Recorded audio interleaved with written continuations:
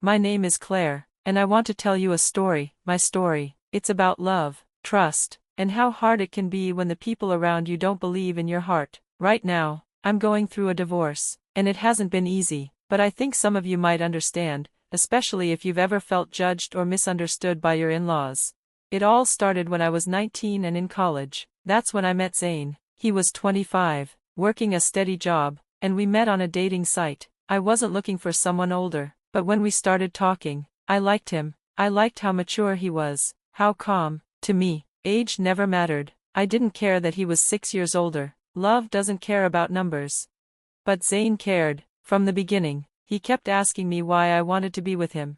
"Why are you even with me, Claire?" he'd ask. "You're so young and full of life. You could date someone your own age, someone more like you." And every time, I told him the same thing. "Yes, I could, but I don't want to. I want you. I fell in love with you, not with your age." But he never fully believed me. "There has to be another reason," he'd say. "It just doesn't feel natural that someone like you would love someone like me."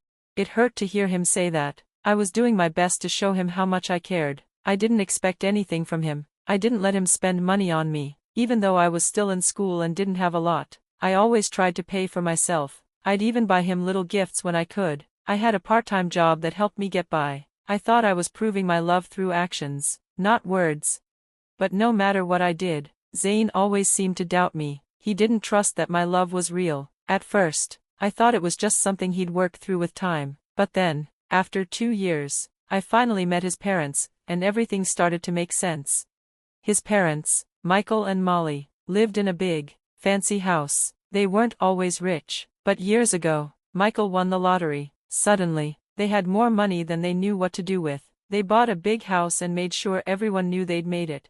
From the moment I met them, I could feel their judgment. Michael bragged non-stop. "Do you know how rare it is to win the lottery?" he told me. "I won on my first try. Most people never do, but I did. That's because I worked hard and played smart."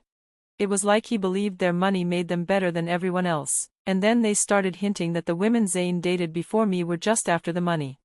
"They all changed the moment we moved into this house," Molly said. "They wanted him for what we had, not for who he was."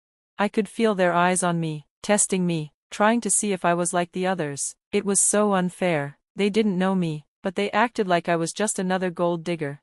Michael even said, "They see this $200,000 house and start dreaming. Every girl who walks in here starts imagining it will be hers one day, and when they realize it won't be, they leave." I was furious. They were insulting me to my face, pretending like they knew my heart. "I'm not here for your house," I told them. "I'm here because I love Zayn. I don't care about your money."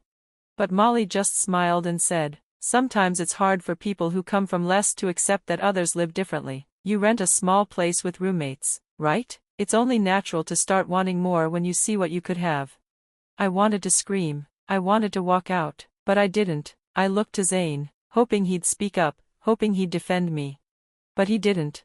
He just sat there, quiet, and when things got too awkward, he changed the subject, like nothing had happened. On the way home, I couldn't stay silent. "Zayn," I said, "your parents were so rude. They insulted me, and you. Why didn't you say anything?" And he just shrugged. "What did you want me to say, Claire? My parents have a point. The last few girls I dated did turn out to be using me. They made plans for our future, like they already owned the house. It's happened before. That doesn't mean I'm like them," I said. "You let them lump me in with those women. You didn't defend me at all." "I'm not saying you're lying," he said, "but can you really blame me for being cautious? You don't have much family, no parents, no inheritance. Of course, you'd look at what I have, what my parents have, and think about the future." I stared at him, stunned. "Zayn, that's cruel. Just because I don't have a safety net doesn't mean I'm using you. I've never asked you for anything. I've always tried to show you that I'm with you because I love you, not because of what you have." But in that moment, I realized something. No matter what I did, how hard I tried, Zayn would always believe his parents over me. He would always think I was one of them, that I was after his house, his money, his future, not his heart. And that's when everything started to change. Zayn used to say he loved me, that nothing else mattered, but whenever I brought up my concerns about how his parents treated me, how they called me a gold digger, He brushed it off like it wasn't a big deal. He never wanted to talk about it. I tried. I really did. I brought it up gently at first, hoping he'd see how much it hurt me. I even suggested we go to therapy together. I thought maybe it could help him see things more clearly. But he always said the same thing: there's nothing wrong, Claire. Eventually, I stopped trying. There was only so much one person could do.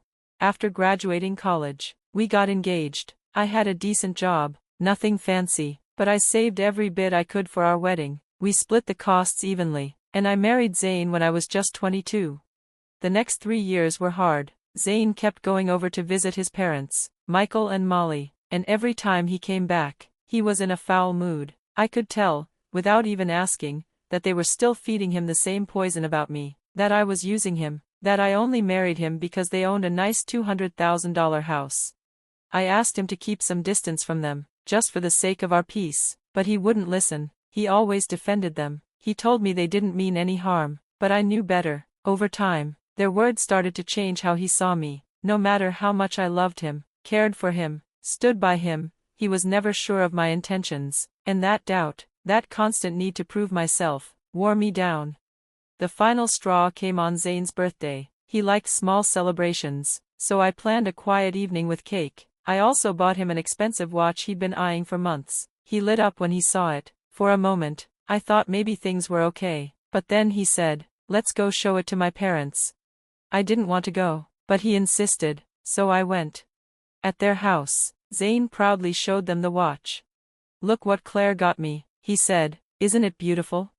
Molly gave a half smile. "Oh, she bought it? I guess she really does love you after all." Michael added, "Don't get too excited. She's still a gold digger. We know why she married you, because of the house." I stood there in shock. "Excuse me, do you really believe I married your son for your house?" Molly shrugged. "You were living in an apartment after 4 years of work. Why would someone so much younger marry Zayn unless they were after something? The house, maybe, or money." I turned to Zayn. "Tell them they're wrong. Tell them why I married you." He looked away.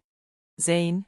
I don't know what you want me to say, Claire. Maybe there's some truth to what they're saying. You've never shown interest in buying your own place." I couldn't believe it. "You think I married you for your house?" "I mean, I've wondered." It's hard not to when they bring it up so often. Everything inside me shattered at that moment, not because his parents insulted me, they always did, but because Zayn didn't defend me. After everything, he still doubted me. That night, I didn't say anything more, but in my heart, I made a decision. I wanted a divorce. Back at our place, I stayed in a separate room. Zayn thought I just needed space. Meanwhile, I contacted a lawyer. A week later, the divorce papers were ready. I packed my things and went to my parents' house. When Zayn called, panicked, I asked him to come to an address, and to bring his parents. He didn't know what was going on, but he came. When they arrived, they looked around, confused. "Whose house is this?" Molly asked. "It's mine," I said. "Let's go inside." The place was beautiful, worth around $2 million. Their jaws dropped as they walked through it. Designer furniture, luxury finishes, everything pristine. We sat down, and I handed Zayn the divorce papers. "I'm filing for divorce. You think I married you for your house. Your parents have called me a gold digger for years, and you never once defended me, so I'm done." Zayn looked shocked. "Just because of what they said? That's a bit dramatic, Claire." "No, Zayn, it's because you said it too." Michael sneered. "What's with the drama? Why bring us here?" Zayn added, "Is this about money? Do you want me to buy you this house or something?" I smiled. "No, I don't need you to buy me anything. This house is mine."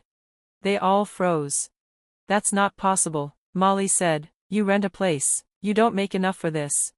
"I never told you everything. My parents left me an inheritance. This house is part of that. It's in a trust. When I turn 30, it's officially mine."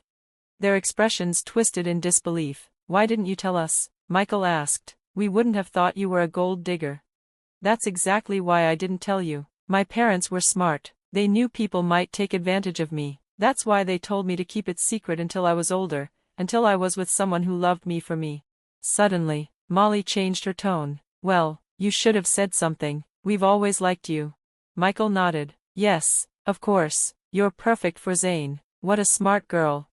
I laughed. Just minutes ago, they were calling me a gold digger. Now they were praising me because I was rich. I signed the divorce papers. You can sign these now, or we can go to court. Either way, I'm leaving.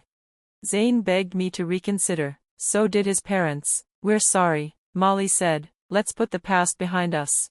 But I was done. You spent years judging me, Zayn. You never stood up for me. I deserve better. They kept pleading, trying to act like everything could go back to normal. When I finally snapped and told them to leave or I'd call the police, they got scared and left.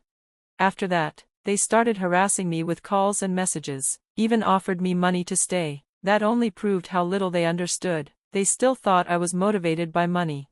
Legally, I was entitled to half of Zayn's share of the house he co-owned with his parents. That made them even more desperate. I moved all my things to my parents' home and changed my number. Zayn even showed up at my workplace, but security kicked him out. A year later, the divorce is still in progress. Zayn hasn't signed, hoping I'll change my mind, but I won't. I've built a peaceful life for myself. I'm financially stable. I'm happy. I've been on a few dates, but I'm not rushing into anything serious. According to one of Zayn's cousins, they're panicking over the money they might have to pay me. Zayn is furious, blaming his parents for everything, and maybe he should. As for me, I just want my freedom. I deserve that much.